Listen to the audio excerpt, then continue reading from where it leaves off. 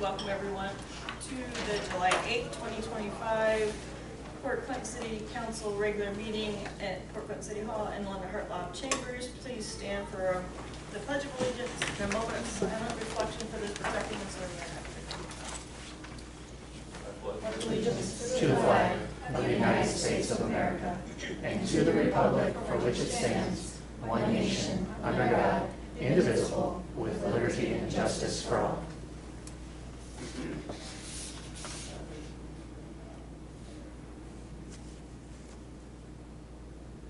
Thank you. You may be seated. Would the clerk please call the roll? Beth Gilman. Present. Margaret Phillips. Present. Richard Morgan. Present. Avery Robinson. Present. Pat Hovis. Here. Jerry Trolley. Here. Kathy King. Here. Thank you. Council, you previously received the June 24, 2025 regular meeting minutes and the June 26, 2025 special meeting minutes. Do I have a motion to approve? Madam President, I move to approve the minutes from both the 24th and 26th of June. Thank you. Do I have a second? Thank you, Mr. Trolley. Any discussion? You have a motion by Ms. Phillips, seconded by Mr. Trolley to approve the minutes from the June 24, 2025 regular meeting and the June 26, 2025 special meeting. All in favor say aye. Aye. Opposed, the same sign.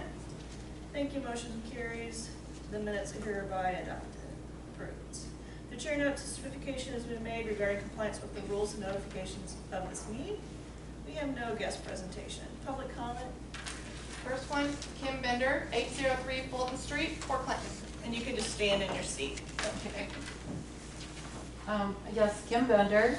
I've lived in the city of Port Clinton for 45 years. First of all, I want to say thank you to everyone for the 4th of July events, for the fireworks. It was all very nice. We really appreciate it. I know that takes a lot of volunteer hours. But I'm here tonight to talk about short-term rentals. And I wondered if the city has any plans to limit short-term rentals in our residential neighborhoods. So I'm not against short-term rentals. I firmly believe that private property rights are essential in our society, and so are rights of free market and capitalism. That's great, but when people buy a home in a residentially zoned district, that comes with an expectation, and there's a reason for these zoning laws, that you aren't going to have a business move in next door. And when you have a short-term rental that moves in, any type of transient rental, moving in next to your primary, for a lot of people it's your life investment, it's a detriment to your home's value and your personal safety, the safety of your property. I happened to be here on June 24th when Mr. Fletcher from the Shores and Islands Company spoke, and they're a company that deals, the primary business is tourism. And one of the things that he spoke about was the Senate Bill 104 and the House Bill 109, which were written to deregulate and abolish any kind of regulations on short-term rentals. But Mr. Fletcher, whose career is based in tourism, said they do not support these two pieces of legislation. Why? Because, in their belief, most communities in our area that have short-term rentals have these regulations in order to address housing issues and safety issues. So I've been researching this for a few months, and none of what I'm sharing with you, I'm sure, is new information. You are all aware of it, but I'm going to share it so that it's recorded and other people are a little bit informed. One of the things that I have discovered, and this was on the Department of Commerce site, and it reflects the U.S. Census records for the city of Port Clinton, just the city of Port Clinton. From April of 2020 to July of 2023, we saw here in Port Clinton a 1.6% drop in population. And we have gone from 6,056 individuals to we're just over 5,900. Some of that could probably be attributed to the loss of single-family homes. The state of Ohio, just as an aside, an interesting note, The state of Ohio classifies a village as a population of a community with a population of under 5,000. I don't think that we probably want to go there. I know there's probably benefits to being, city classification, but at any rate, it's going down. So obviously, one of the effects of short-term rentals, taking up single-family homes, it's an issue for young families. We've all been hearing complaints about that. When I acquired a few months ago, there were 226 short-term rentals in the city of Port Clinton. According to the census, in 2023, the city of Port Clinton only had 1,400 families living in it. You probably can expound on that, but that's what the census records show. So what are the communities around us doing that also have a high number of short-term rentals? Portage Township, Catawba Island, and Danbury all have prohibited short-term rentals. There's some that are grandfathered, but as a rule, they have abolished them. Put-in-Bay Township, one of the largest tourism districts in the state of Ohio. This is in the township. They have very strict ordinances. I've spoken to their zoning person. They only have short-term rentals in 2 of their districts. And those are pieces of property that are basically at least an acre or larger. They do not have any short-term rentals in areas that are zoned residential. And he also informed me that they are going to be restricting them even further here in the near future. They're writing laws to restrict short-term rentals even more. The city of Sandusky does not allow short-term rentals in their residential areas. They do have some grandfathered, but they are forced into commercial and business residential areas. Kelly's Island, those that exist there, they do have them. They are required to go through a certified home inspection on a yearly basis where they inspect for safety and code violations. And it's required yearly. Huron Township, in January of 2025, they abolished all short-term rentals in their rural residential districts. The city of Huron, they have a cap of 5% of all their residences. That's it. They have them, but it's a 5% limit. And there's more involved in all of that and how they accomplish that. No grandfathering. So my point in explaining all of that is, what do they believe that we don't? And why do they value their residential neighborhoods, in my opinion, more than what we must? So I believe that all of you do value what goes on in our neighborhoods, that town obviously is important to all of us. But what is the next step, and what are we going to do to protect these residents in our neighborhoods? Because flourishing, safe, family-oriented neighborhoods are really the soul of our community, at least as important as our downtown. So if you have any comments on what is coming down the pike with any kind of legislation with short-term rentals, I'd appreciate hearing it. May I respond? Yes. First of all, Ms. Member, I love when people come here and speak and they have facts and information, so thank you for that. That was very well said.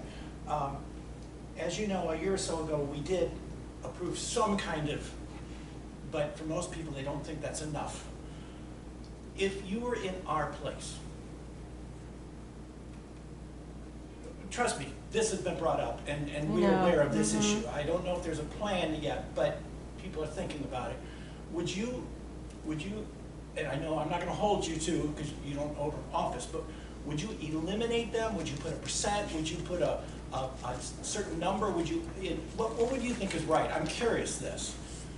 Well, there are, from what I've looked up, there are 6 areas around the city that are zoned in some form of business zoning, commercial zoning. I would eliminate them from the residential areas, first of all. Completely? Completely. I don't Would you- think would you anyone grandfather should. them in? I'm The ones sorry. that are there now, would you grandfather them in? They only, under what is the term? Unlimited use, I believe. So that if that piece of property is sold in the future, they would not be able to pass along the property as a short-term rental. They'd be grandfathered in until the property changed. I mean, I understand your situation. Next to me, I have a short-term rental, across the street, I have a short-term rental, down the street, we have a short-term rental. I have about like 8 within 2 blocks of me. And like you said, the neighborhood is no longer a neighborhood. I don't Right. know the people there. And I understand, this is a tourist town. And there is an advantage to having short-term rentals. If you're with a family or a group of 10, that short-term rental works much better than a motel. But you're asking not to get rid of them, but to at least eliminate them in residential areas and maybe put a cap by 1% or something like that. Yeah, we have a local business district, a general business district, a central business district, a waterfront business district, a professional business district, and an accommodation business district. Could we not somehow use that as, and I don't know any details. You know more details than I do, I'm telling you right now. You're more. It's informed on the than I am. map. You're very good I at just it. looked at the Yeah. map. Well, I can let you know too, until the council passed the ordinance, there was no regulations at all.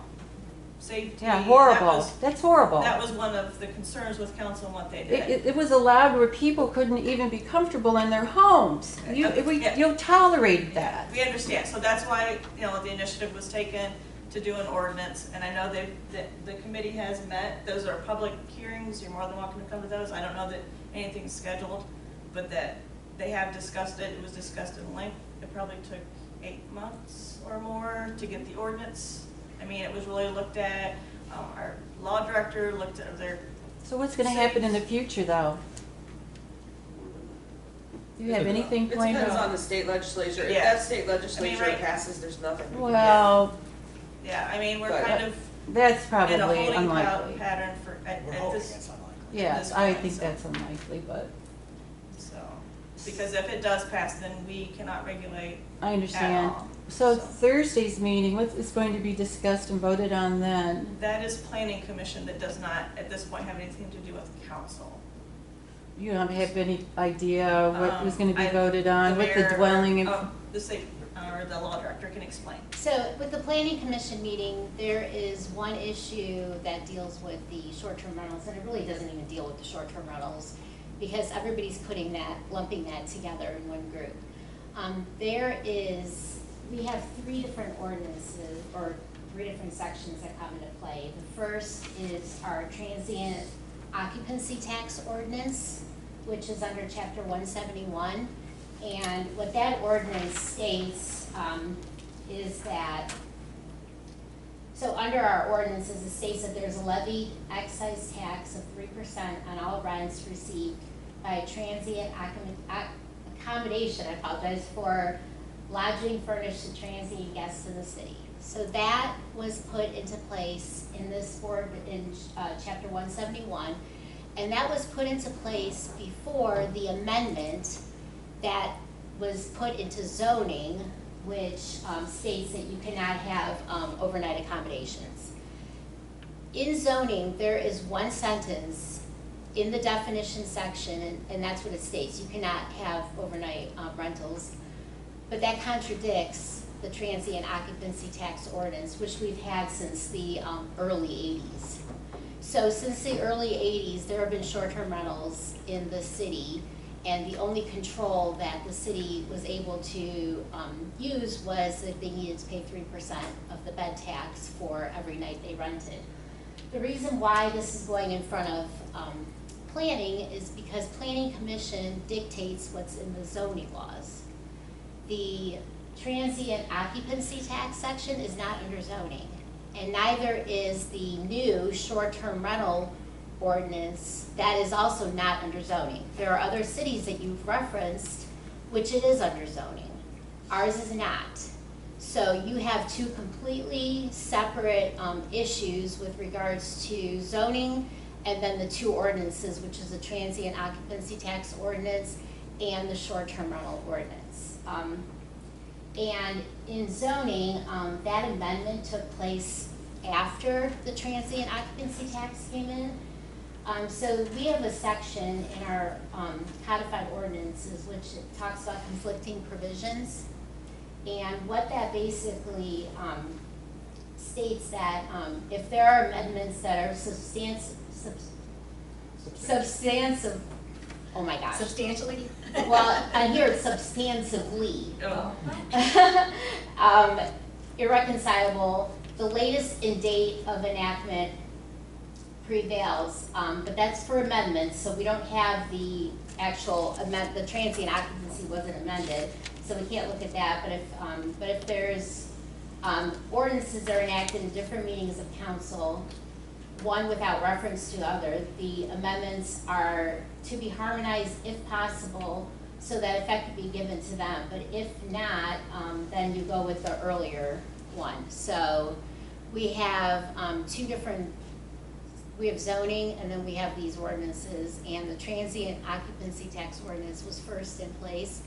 So because there's just one sentence in the zoning portion, and it's only listed in the definitional section, it was brought in through an amendment, it wasn't in the original zoning laws, and there's nothing in the actual zoning provisions which refers back to that definitional section.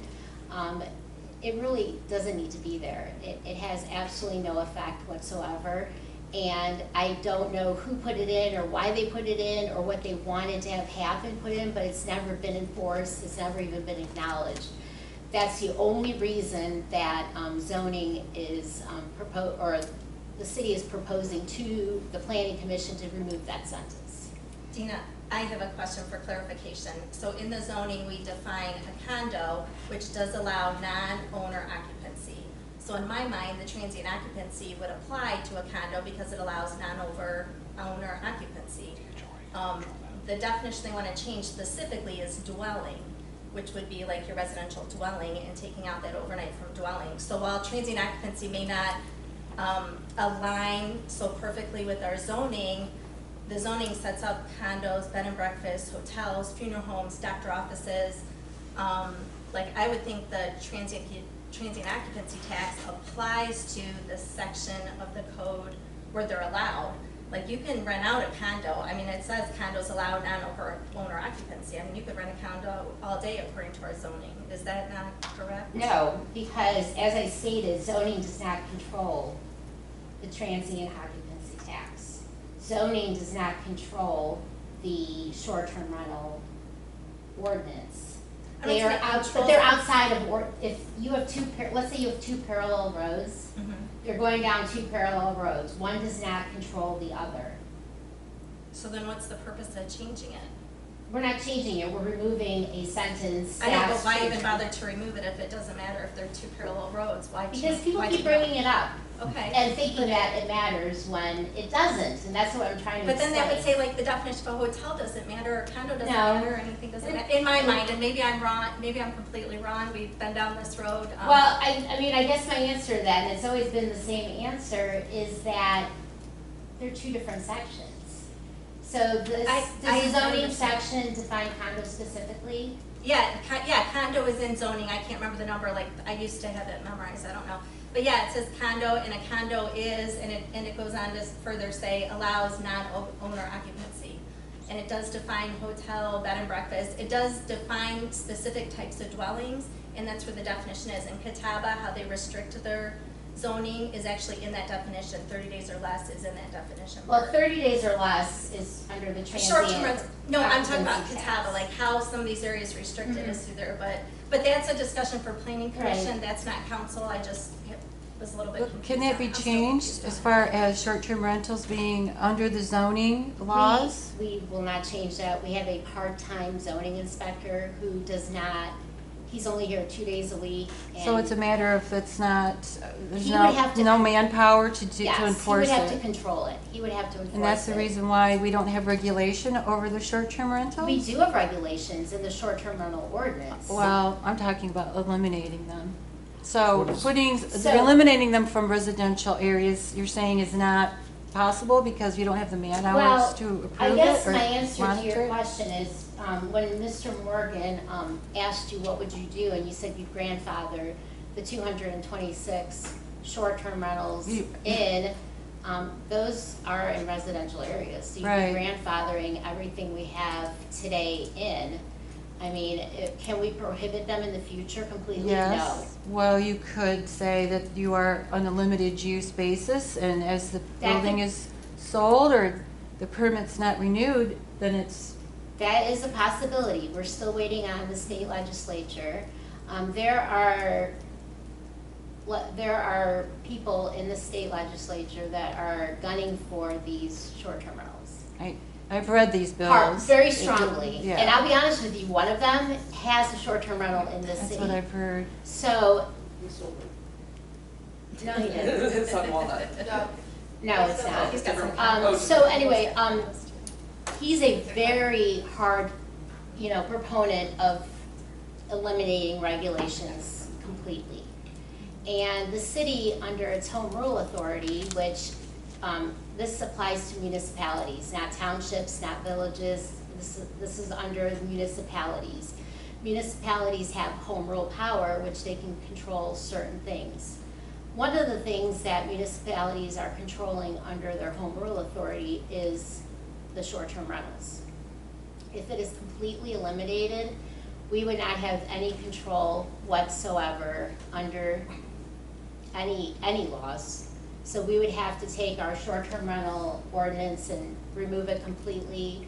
We may even have to take our transient occupancy tax out, so people can just rent freely and not have to pay the city any tax. I'm sorry, that only applies to municipalities? It doesn't- Municipalities have something called home rule. Okay, And but this. we're in a municipality, so I can only talk to what we have. So we have limited powers under the home rule authority. We can make things stricter than what the revised code states, but we can't make them less restrictive. So the municipalities are fighting hard, and they are against this legislature. So is the city, because if you allow absolutely no restrictions, you're going to have It's a free-for-all. Yeah, you can have a free-for-all. So, but there's a very delicate balance, because if municipalities start eliminating short-term rentals and fighting things like that, or making them overly restrictive, that legislation is going to pass. Right now, there are enough people in the legislature who are voting against passing this legislation. If you tip the scales, it could go the other way. So that is a very fine line. The Ohio Municipal League is, fighting hard to keep restrictions, but if it's too strong, there's a very, very, very strong concern that it can go the other way. And this is the second time it's come up, so they're fighting for. They're fighting very hard this time. And the dilemma is with residential, the way Airbnb started is, let's say a teacher on a teacher's salary wants to take a 2-week vacation, so they rent out their home for a couple weeks to fund their vacation, they stay somewhere else, that's a great system. Like, I can travel with my family, maybe I can't afford a full vacation, but if I rent out my home for a couple weeks, I got a home sitter plus enough money for vacation. Like, that's a great thing, and to take that away would be, it's really a tricky topic. So Richard's question, like, how do you address it? It is not as Other easy. communities have done it, that's They- why I they- researched who's done. In Huron, they didn't care if Right. there were existing, they just said, we're eliminating every single one of them, nobody was grandfathered in. Yeah, and you're seeing that across the country and actually across the world. There's entire countries where they don't allow them because of what it's done to community, to income tax bases, to school systems. Yeah. There's a lot of reasons. So, I know several council members are pretty up on the legislation, on what's happening around the area. I don't think it's a dead topic. And right now, the licenses we have allowed us to get a handle on. We didn't even know how many we had. Like, we had no control. And you had neighbors who had these terrible situations, like, right next to them. So it was a big step, and what goes forward, I'm not quite sure But thank you, and you brought up some very good points to look into. We don't have an answer yet, but I'm aware of your issue, so Thank that's you. the best I can say Yeah. this time. And There's a just state bill to, and a House bill this time, which last time there was only a House bill. Yeah, they're So like pursuing that's, it. and they've had like multiple hearings. Well, they have big money behind them, obviously. Right. And there's, I mean, you can look them up and like you can help like by writing to them and Yeah, and I've done things like that, 'cause yeah. I think the Senate bill hasn't done testimony yet, but like the House bill did, one did and one didn't so far, so. also, two things. One, Huron they didn't eliminate them They completely. did There's a with- cap. on Yes, how well, many. they eliminated them, and then they did a first come, first served basis, where they, Right. because I spoke to the individual that was in the office, and they opened it up, 5% of all homes there was a potential to become, to sign up, to submit the paperwork, to go through the permit process, but it was first come, first served. Didn't matter if you'd been in the business for years, you still had to go back in, first come, first served. Right. And Huron has, I believe they charge $500 a year for their application, and then they also have an entire department designated to go out to do inspections, because we spoke with them also when we were looking at our ordinance. And they hire a company that monitors all of that for them They too. do, they do. The only thing is, for example, these short-term rentals have brought in substantial income to the city Oh, yeah. to do things for the city, you know, to help with different needs of the city. And do you know, Ms. Osimer, offhand, what the 2024 numbers were? Not offhand. I Generally. would say just under $400,000 just in short-term But you're rentals. also losing, income, But you're. income tax, and it's just. They have to pay income tax because they're earning income in the city. It's a They have to business. file. So they do have to pay They income pay income tax, tax. and they have to pay property tax. So Yeah. they do pay both.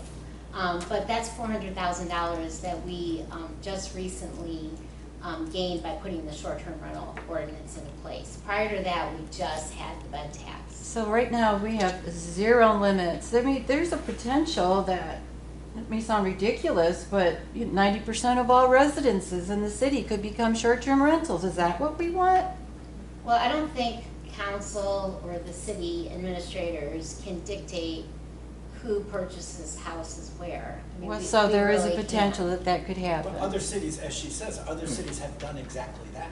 Yes. Well- I mean, Catawba doesn't allow it. Good I mean, I know point. that some people cheat and go in there, but And, Catawba's and I allowed it. can tell you that has been a discussion, so I don't know that it is. No, but I think maybe it needs to be a more Yes. serious discussion again. Yeah. Maybe it's time we've had the registrations for a year, over a year, so maybe it's time to look at it again, and I don't So know which it'll go committee that before a is, but- committee, But just to clarify, removing that one sentence has nothing to do with the short-term rentals. It's Yeah, I'm ordinance. just curious what Or this- the transient occupancy tax. So they're just different issues. We have been going through different ordinances that are outdated to clean them up so they are accurate and current. That's basically what that is. I know there's a whole separate issue on what to do, and I think our city, like many, many other cities, are waiting to see what the state legislature says. And some are just taking action. okay. We have someone else. Yes. Drew Gatliff, 119 Madison Street. Yes. So it's piggybacking off of this, and I tried to make sure I stay quiet until it's my turn to speak. So just so I understand the process, it goes before planning commission, then does it come to you guys to ratify that into the ordinance, or is it just the planning commission and that's it, and then it's done? Can you explain the process? So there's, planning commission and ordinance do not fall in the same sentence. Okay, So this is just amending our zoning laws. okay, Only zoning, so Right. basically it Zoning. goes in front of planning, so there was, the zoning director put an amendment, in front of planning commission. They're gonna have a public hearing to decide whether or not they wanna send that amendment up to council. okay, If they do, then it will go to council, if they don't, then it would pretty much just die in planning. okay, And then council would then have a public hearing to have input just like this, on whether they should remove that sentence from the zoning laws.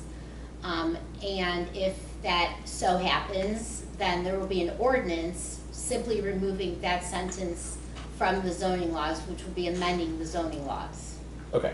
It would not, no And other ordinance would I- come into play. Yeah, and I apologize for that. No, it's I'm okay. I reading just wanna through the clarify. codified ordinances, and that's where it's located, so that's why Sure. I use that word. So according to this, dwelling means a public or portion thereof designed, used. Wait, dwelling means a building or portion thereof designed and used and intended to be used exclusively for permanent residential occupancy, including one-family, two-family, and multifamily dwellings, and floating dwellings.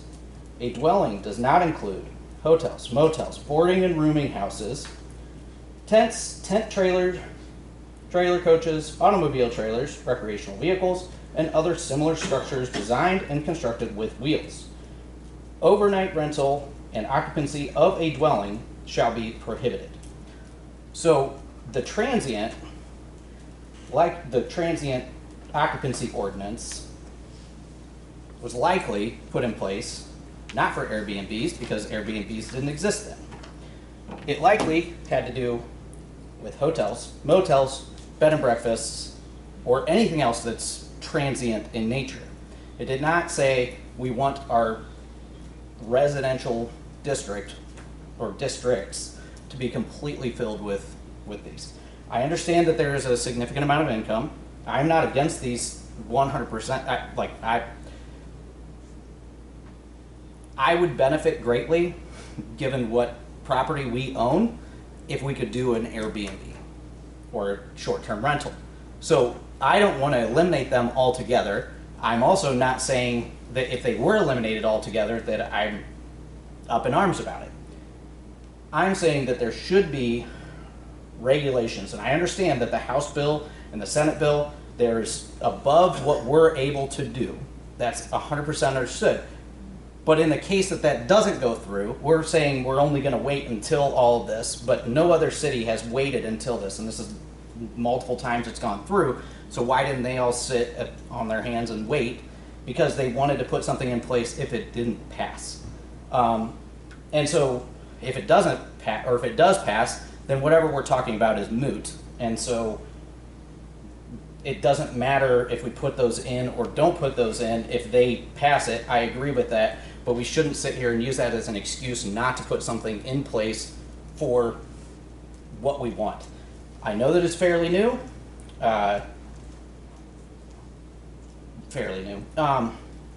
We don't have to reinvent the wheel. These exist, these zoning laws and everything else. You know, we do have an ordinance right now. The only thing, it does not have a cap on how many there can be.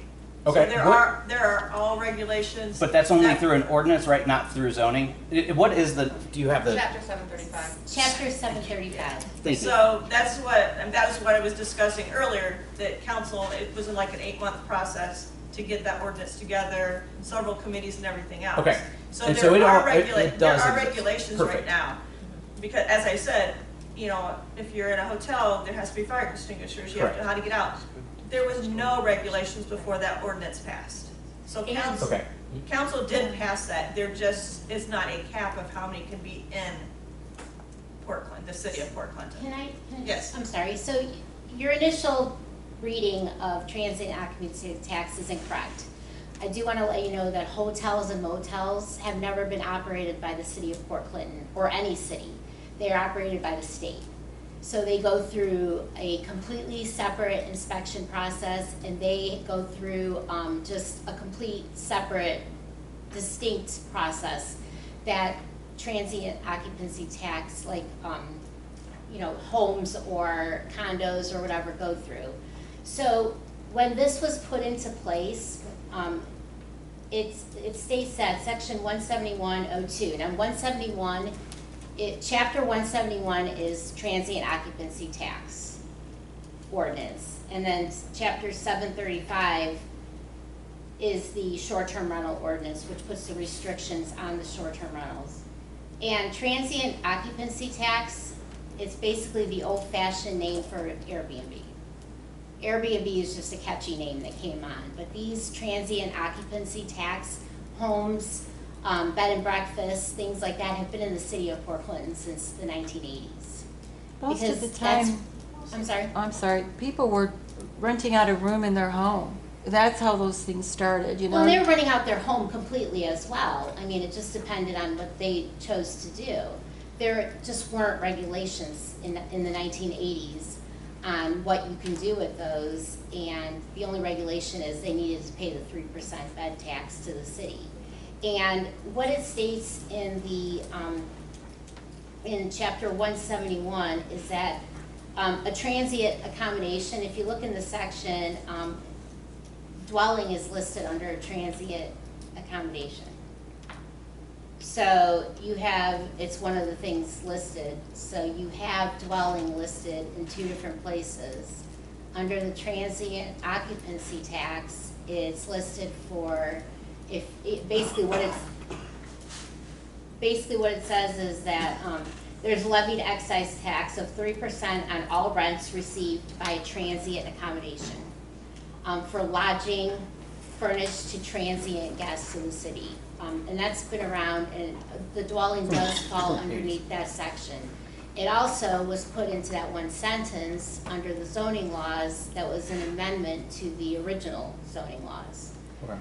We don't know why that was put in there, but there is no, it's just in the definition section, it's just one sentence after the paragraph that describes, and then there's no application to it in the zoning laws. Okay. It's, you know what I mean? It doesn't say like what you can do, what you can't do, things like that. It's just one section One section that prohibits it. in the zoning laws. Mhm. However, the In the transient, 80s, it was the condos. Like, I mean, I grew up here. Like, there weren't transient, And my rentals. confusion got, because then when you go into zoning, you have this chart, it's got like R here, R1, R3, and the definitions kind of put like what goes into that little Right. chart. So that's why it does get a little bit confusing. And there is something that says like when in question, the stricter applies. But so it does get confusing, I can see the confusion. Dwelling does say it's for permanent residency, and the Ohio Department of Commerce, there's a couple things at a state level where they do point out that dwelling for permanent residence is what they're meant for and what they're not meant for. So that definition does have the word permanent in there. So is that other overnight being redundant? You know, I don't know, but but my confusion always comes in the way that little chart is, and we create these things to fit into this chart to create zones, to create a community, to create a city, not a free-for-all like some of the townships, but. Yeah. But it is good to hear people's perspective and opinions, and I think it is something that council probably needs to consider again in committee. And I'll be honest, I have not read through the short-term rentals ordinance, and so I'm not gonna pretend like I know what it all says. They do because have to apply with all our codified ordinances, which does include zoning, and it does, it gave a little bit more, you know, if a neighbor was having an issue with one, it gave a little bit more control over that, which is something we did not have anything, like there was nothing that they could do if somebody was called to those. Is that right, Dina? Like it's a little, partially, the short-term rental ordinance, they do have to go through an inspection. The only difference between having somebody go out there from the city is they have to self-report with pictures that they're documenting their safety devices, like the fire extinguishers and the carbon monoxide detectors if they need one. there's and some the nuisance, fire, and there's some nuisance things in there that we Yes, have nuisances. so they do the safety, and then they also had to do a map for the city, which would they draw their unit, and they indicate how many people they have. We have a strict law on that now. You can have 2 persons per bedroom, plus an additional 2. So that's like a Pull-out pull-out couch. couch Yeah, in the living I room. understand. So if you have a 1-bedroom, you're looking at 4 4. people. You're not looking at 15. right.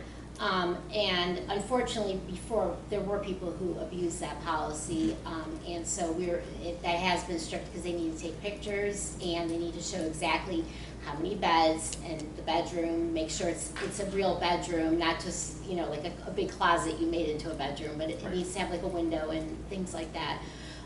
So that's another thing that we did.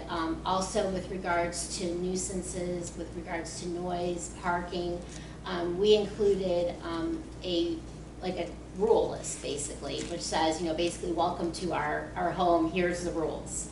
And, it basically indicates that there, after a certain period of time, you need to keep the noise level reasonable for your surroundings, which in residential, you're gonna keep it down. You cannot have more parking for your place than other people do for their place, so you can't line the street with cars. You need to use, the driveway maybe on the street right in front of your house, so we have those regulations. If you have nuisance behavior, like for example, if it's too loud and the police get called out, or there's a fight, or something happens, then that the city, the auditor's office is going to look at whether or not you should be able to continue operating your short-term rental, and they give you like a chance to fix the problem.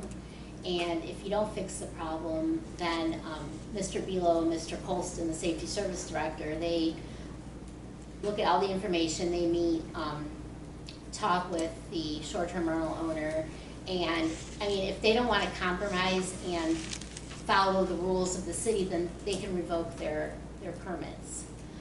So all of that came in with the short-term rental ordinance, which basically is more strict than the transient occupancy tax ordinance, because prior to that it was just pay us money and that's it.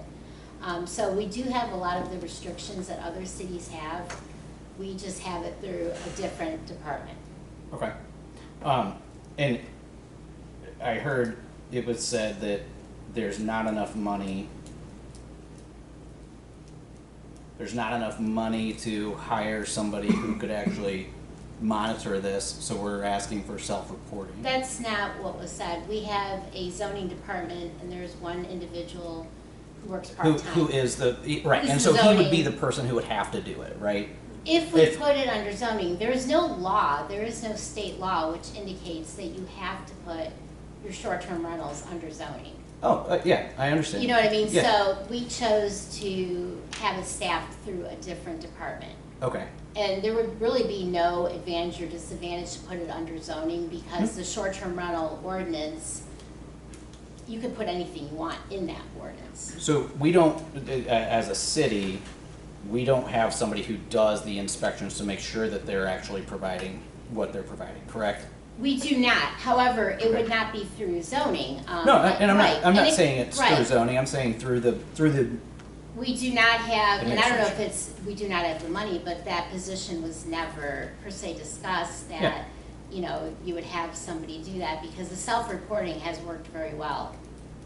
Well, I mean, I would argue I've had some conversations with some people that the self-reporting isn't working great, because they're dealing with issues that with neighboring properties that are short-term rentals. And so, again, like, I understand, it seems like it's a boon for the city, right? It's making money on short-term rentals over 400K. If you did something where you provided an application or a fee like Huron does, where it's We 500. do have a fee and an application. Okay, so what is the $300 per year? annually, and then a $100 renewal. You have to do it So- every year. It's $300 for the and then initial $100 after. $300 for the initial application, Yeah, and then every following year is $100 with Okay. required application and supporting documentation. same thing. Okay, yeah. Then it would provide financials in order to have that, so it's better, it's more closely followed, so that we make sure that we're not having angry people, angry residences. And it has done has done some things that I would say is not what the city necessarily wants. We don't have, I've talked to a lot of teachers, they don't have a place to live here because we don't have, I mean, there's a lot of issues or there's a lot of other things that go into that. But first year teachers don't have a place to live because there's no starter home. Starter homes are being bought up by Airbnbs. The real estate market has leaned a lot more into that. So that's something that isn't a great thing, I wouldn't think, because that means that the young families aren't living within the city limits. But I will look through the short-term rentals and make sure I understand that better, so that when it does come from Planning Commission, assuming that it goes through, that then we can have a further discussion and I'm more knowledgeable about it. And just also real quick, the reason why the short-term rental ordinance was enacted, because there were a couple of residences that were complaining about a specific short-term rental. And so we put this ordinance into place, and one year later, there's still only complaints. I think those have subsided. I've only had 2. Yeah, Okay. 2 complaints out And of one has been 226. resolved, and the other one is current. Okay. I was just notified last week. Oh, Great. okay. So, I mean, it's out of 226, there's 2, and the initial one was resolved, and then the new one just came. And just so you know, there's 227 in the city because we've had many sold, Okay. and we've had new ones, so there is 227 as of today. And then also with regards to startup homes, I don't know, I think people There- right now are trying to get top dollar for 100%. for any home. Look, I 100% understand, and that's a bigger issue than just Yeah. the short-term rentals. That's a bigger issue, and it's not just the city. That's across a lot without having a lot of market rate apartments and things Yeah. like that. That's a completely different It discussion. is, it So, is, and I just noticed how many homes now are up for sale in the city. There's quite a few. I don't know if they're trying to. you There's know, at least 3 of them are listed as Airbnbs. Well, Okay. listed as these would be Rental. perfect for an Airbnb. Right, Which then goes, and it's listed at higher than what a single income family or a young dual income family can afford. Well, I know, for example, and I'll use the mayor for example, a person the mayor knows very well purchased a home on 10th Street for $400,000. Yeah. Single, individual, young, purchased that home. I don't think that person wanted to pay $400,000 for that home, but that's what the going rate was. So, I mean, I don't 100% know. agree. I think that until this market kind of subsides a little bit, people are gonna try to get the most bang for their buck Well, out of yeah, their homes. But I mean, short term, you got 3 houses that are for sale currently that are listed as perfect for a short term rental. That's basically selling a business. It's not selling a home. Right, how many more did you see that were listed for residential? I just saw the 3. Like looking back, I don't know how many there are for sale currently, but I was just There's curious, the- because yeah. I've And I seen quite a few think with signs. you guys have some valid points, and I do, again, I think Yeah. council needs to consider But I just again, wanted- because for the working class, for employers to get workers, they're not buying $400,000 homes and working for $15 an hour, I can tell you that right there. Right. So it is, what kind of community do we want? Do we want to be the top of incomes? Do we want to be, middle class, hardworking people? I don't know, and it is a lot bigger issue, but you're right, the housing stock. We've heard from different organizations that have pointed out the housing crisis, the crisis in Fremont with housing. It's not just us, we're not unique Correct. to it. What can we do to address it? And there's some other groups and organizations that meet and discuss it, and several members of council are pretty in tune with what's happening there. So, Yeah. so I do think, it's worth having a discussion again. But we do have regulations, and that was a huge step, because Agreed. I didn't know that we'd ever get there. no, So, I 100% that was- agree that was a big step. it's a good thing that there are regulations. And administration, they worked through it and Yeah. we got something in place, so.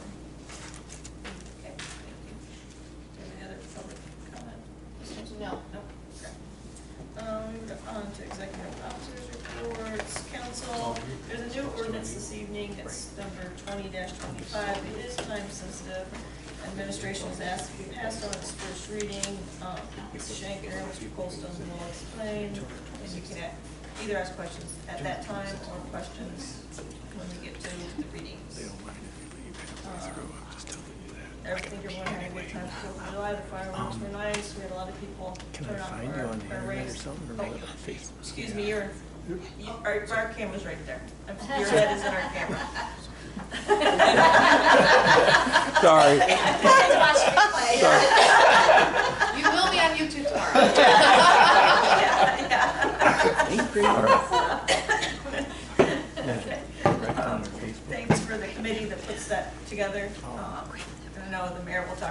about that since he's more involved. So I'd like to thank the police department, the fire department, all the volunteers. We had the Port Clinton Women's Club 5K run. We had around 80 people, which was a nice turnout. The new route, I heard a lot of good comments about the new route. So because of the work, we normally run down Perry Street to Buckeye and up State, but since all the road construction wasn't safe for people, so they had to change the route. So I heard some good comments about that. So, and that's all I have this evening. We'll move on to the mayor's report. Thank you, Madam President. Good evening, Council. I'm glad to hear all the positive comments about the 4th of July, and I just want to thank, again, all the folks that were involved. Of course, the Port Clinton Women's Club with their 5K, as you mentioned, 80 participants in that. I just said go, and then I had a donut.